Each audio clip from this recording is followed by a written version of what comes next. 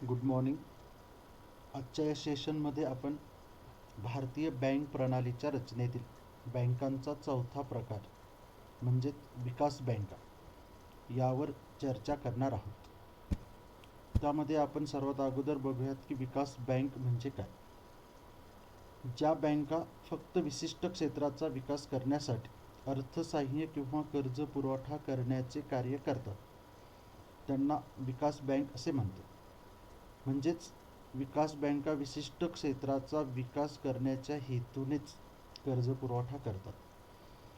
Bank या शब्दाच्या व्याख्येचा विचार केला तर विकास बँकांचा समावेश बँक या संकल्पनेमध्ये होत नाही.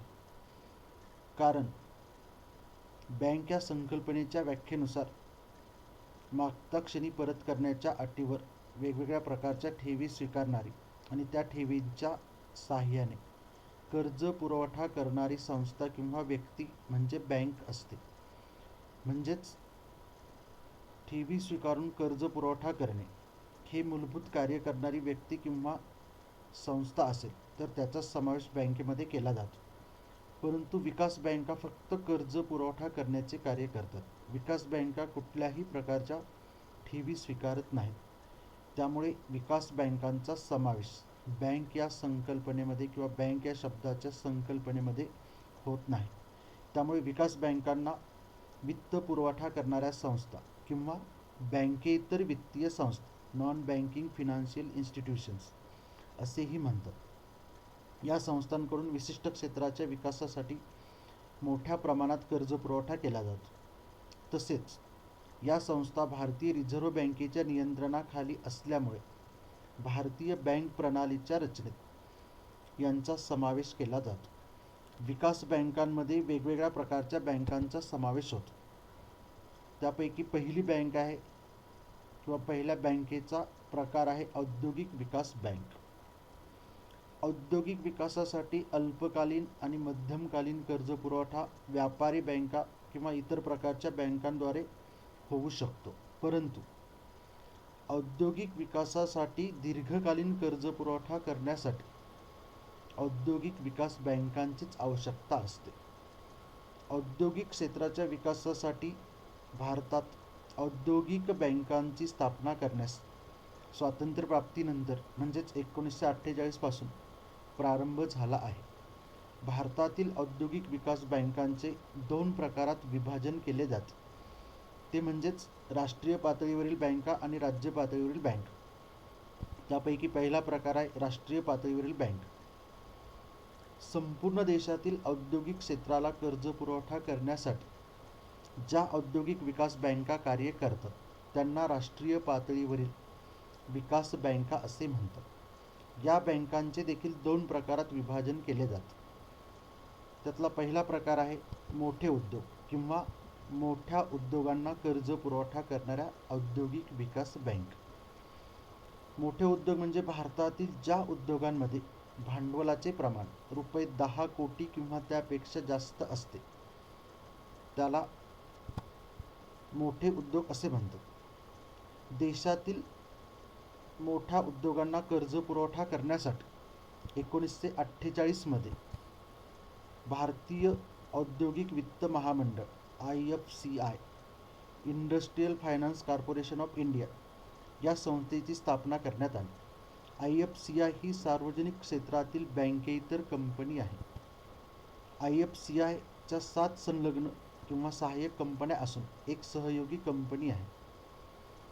IFCI बरोबरच जुलै 1964 मध्ये भारतीय औद्योगिक विकास बँक म्हणजेच IDBI industrial development bank of India ची स्थापना करण्यात आली. त्यानंतर 1971 मध्ये भारत सरकार आणि भारतीय रिझर्व्ह बँक यांच्या नियंत्रणाखाली भारतीय औद्योगिक पुनर्रचना महामंडळ IRCI industrial reconstruction corporation of India याची सार्वजनिक मर्यादित कंपनी म्हणून स्थापना करण्यात आली. त्यानंतर मार्च 1985 मधील अधिसूचनेनुसार भारत सरकारने IRCIचे रूपांतर भारतीय औद्योगिक पुनर्रचना bank IRBI industrial reconstruction bank of India या वैधानिक महामंडळामध्ये केले. या सर्व सार्वजनिक बँकेतर वित्तीय संस्थांबरोबरच 1955 भारतीय औद्योगिक पत व गुंतवणूक महामंडळ ICICI म्हणजेच industrial credit and investment corporation of इंडियाची स्थापना करण्यात आली. या 4 संस्थांपैकी IFCI, IDBI, IRBI या सार्वजनिक क्षेत्रातील वित्तीय कंपन्या आहेत, तर ICICI ही खाजगी क्षेत्रातील संस्था आहे. त्यानंतरचा दुसरा प्रकार आहे लघु उद्योग. लघु उद्योगाच्या व्याख्येनुसार भारतातील ज्या उद्योगातील भांडवलाचे प्रमाण रुपये 25 लाख ते रुपये 5 कोटी असते आणि त्यापैकी रुपये 10 लाख ते रुपये 2 कोटीची यंत्रसामग्री असते, त्याला लघु उद्योग असे म्हणतात. देशातील लघु उद्योग क्षेत्राच्या विकासासाठी वित्त पुरवठा करण्याच्या हेतूने भारतीय औद्योगिक विकास बँकेने म्हणजेच IDBIने एप्रिल 1990 भारतीय लघु उद्योग विकास बँकेची SIDBI small industrial development bank of इंडियाची स्थापना केली. SIDBI ही संस्था लघु उद्योग क्षेत्रातील शिखर संस्था म्हणून कार्य करते. या संस्थेबरोबर भारत सरकारने 1955 भारतीय राष्ट्रीय लघु उद्योग महामंडळ national small industrial corporation NSIC या सार्वजनिक क्षेत्रातील संस्थेची स्थापना केली. त्यानंतरचा दुसरा प्रकार आहे राज्य पातळीवरील बँक. औद्योगिक क्षेत्राला कर्जपुरवठा करण्यासाठी 1951 राज्य वित्तीय महामंडळे SFCs स्टेट फायनान्स कॉर्पोरेशन ची स्थापना करण्यास प्रारंभ झाला. राज्य वित्तीय महामंडळाबरोबरच राज्य औद्योगिक विकास महामंडळ SIDC, state industrial development corporation आणि राज्य औद्योगिक गुंतवणूक महामंडळ SIIC, state industrial investment corporation यांची देखील स्थापना करण्यात आली. आज भारतात एकूण 18 राज्य वित्तीय महामंडळे औद्योगिक क्षेत्राला कर्ज पुरवठा करण्याचे कार्य करतात. या 18 राज्य वित्तीय मंडळांपैकी 17 राज्य वित्तीय महामंडळांची स्थापना राज्य वित्तीय महामंडळ कायदा 1951 नुसार झाली आहे, तर राज्य वित्तीय महामंडळ म्हणून कार्यरत असलेल्या तामिळनाडू औद्योगिक गुंतवणूक महामंडळाची स्थापना कंपनी कायदा 1949 नुसार झाली आहे. भारतात सध्या 28 राज्य औद्योगिक विकास महामंडळ कार्यरत आहेत. त्यानंतरचा विकास बँकेचा पुढचा प्रकार आहे कृषी विकास बँक. कृषी क्षेत्राचा विकास करण्यासाठी दीर्घकालीन कर्ज पुरवठा करण्याच्या हेतूने कृषी विकास बँकांची स्थापना करण्यात आली. राष्ट्रीय पातळीवर कृषी क्षेत्राला कर्ज पुरवठा करण्यासाठी भारतीय रिझर्व्ह बँकेने 12 जुलै 1982 रोजी राष्ट्रीय कृषी व ग्रामीण विकास bank NABARD NABARD national bank for agriculture and rural development ची स्थापना केली.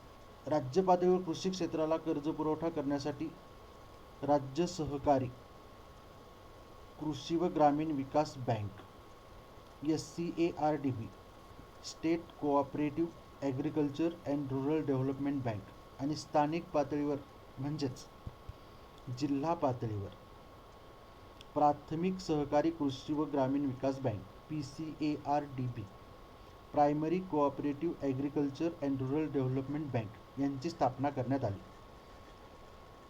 आज भारतात 20 राज्य सहकारी कृषी व ग्रामीण विकास बँका आणि 714 प्राथमिक सहकारी कृषी व ग्रामीण विकास बँका कार्यरत आहेत. त्यानंतर विकास बँकांचा तिसरा प्रकार आहे आयात निर्यात विकास बँक. परकीय किंवा आंतरराष्ट्रीय व्यापाराला आर्थिक सहाय्य करण्याच्या उद्देशाने एक शिखर संस्था म्हणून 1 जानेवारी 1982 रोजी आयात निर्यात बँक या संस्थेची स्थापना करण्यात आली. या बँकेमार्फत म्हणजेच एक्झिम बँकेमार्फत निर्यातदारांना आर्थिक मदत करणे, परकीय गुंतवणुकीला वित्त पुरवठा करणे, तंत्रज्ञानाची निर्यात किंवा आयात करणे, परकीय व्यापार करणाऱ्यांना मार्गदर्शन करणे, त्यांना सल्ला देणे इत्यादी कार्य केले जाते.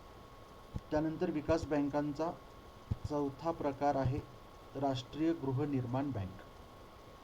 घराचे बांधकाम करणे किंवा घर खरेदी करण्यासाठी दीर्घकालीन कर्ज पुरवठा करण्याचे कार्य गृहनिर्माण बँकेमार्फत केले जाते.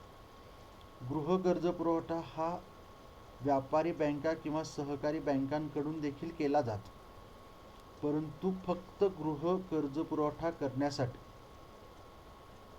काही ज्या बँका स्थापन झालेल्या आहेत त्यांचा समावेश या राष्ट्रीय गृहनिर्माण बँक किंवा विकास बँकांमध्ये होतो. राष्ट्रीय गृहनिर्माण बँक कायदा 1987 नुसार भारतीय रिझर्व्ह बँकेच्या सहकार्याने 9 जुलै 1988 रोजी राष्ट्रीय गृहनिर्माण bank NHB national housing bank स्थापन करण्यात आली. गृहनिर्माण क्षेत्राला कर्ज पुरवठा करणारी राष्ट्रीय गृहनिर्माण बँक ही शिखर संस्था किंवा बँक आहे. NHB बरोबरच HDFC लिमिटेड ही 1977 मध्ये स्थापन झालेली संस्था देखील गृह कर्ज पुरवठा करण्याचे कार्य करते. त्यानंतर विकास बँकांचा विचार केला तर विकास बँकांचा असा एक चार्ट या ठिकाणी तयार होतो. विकास बँकांचे प्रमुख 4 प्रकार आहेत: औद्योगिक विकास बँक, कृषी विकास बँक, गृहनिर्माण बँक आणि आयात निर्यात. औद्योगिक विकास बँकांमध्ये 2 प्रकार आहेत: राष्ट्रीय पातळीवरील बँक आणि राज्य पातळीवरील बँक. राष्ट्रीय पातळीवरील बँकांचे उद्योगातील भांडवलानुसार मोठे उद्योग आणि लघु उद्योग. मोठ्या उद्योगाला कर्ज पुरवठा करणाऱ्या ज्या बँका आहेत त्यामध्ये IFCI, IRBI, IDBI आणि ICICI ह्या 4 संस्था ह्या मोठ्या उद्योगांना कर्ज पुरवठा करतात. तर लघु उद्योगामध्ये IDBI ने स्थापन केलेली SIDBI आणि NSIC या 2 संस्था कर्ज पुरवठा करतात. तर राज्य पातळीवर उद्योगाला कर्ज पुरवठा करण्यासाठी SFC state finance corporation, SIDC आणि SIIC या ज्या 3 संस्था आहेत, तर या 3 संस्था ह्या राज्य पातळीवर औद्योगिक क्षेत्राला कर्ज पुरवठा करण्याचे कार्य करतात. त्यानंतर विकास बँकेचा दुसरा प्रकार आहे कृषी विकास बँक. राष्ट्रीय पातळीवर कर्ज पुरवठा करण्यासाठी नाबार्ड, राष्ट्रीय कृषी व ग्रामीण विकास बँक ही कर्ज पुरवठा करते. राज्य पातळीवर कर्ज पुरवठा करण्यासाठी राज्य सहकारी कृषी व ग्रामीण विकास बँक SCARDB आणि स्थानिक पातळीवर कर्ज पुरवठा करण्यासाठी किंवा प्रत्यक्ष शेतकऱ्यांना कर्ज पुरवठा करण्यासाठी प्राथमिक सहकारी कृषी व ग्रामीण विकास बँक ही जिल्हा पातळीवर असते, त्यामुळे यांची या ठिकाणी स्थापना केली जाते.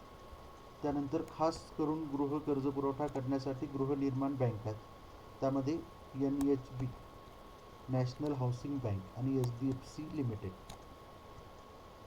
हाऊसिंग डेव्हलपमेंट फायनान्स कॉर्पोरेशन या 2 संस्था कर्ज पुरवठा करतात. त्यानंतर आयात निर्यातीला कर्ज पुरवठा करण्यासाठी आयात निर्यात बँक, त्यामध्ये एक्झिम बँक ही एकच बँक त्या ठिकाणी परकीय व्यापारासाठी किंवा आयात निर्यातीला अर्थपुरवठा करण्यासाठी स्थापन करण्यात आलेली आहे.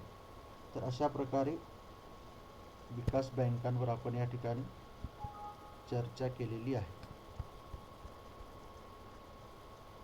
धन्यवाद.